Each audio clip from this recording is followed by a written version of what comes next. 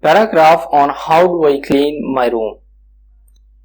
I really like cleanliness. I like tidy things and I do same with my room.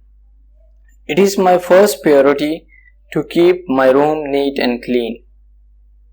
I start cleaning my room by collecting all my clothes and putting them at the right place, which is the closet.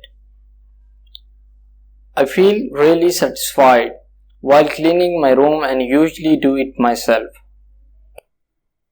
I pick up all the extra stuff and keep them in an organized manner.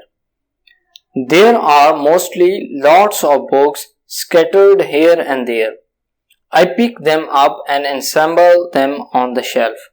After all the initial tidiness, and I clean the floor and then wipe off water from it.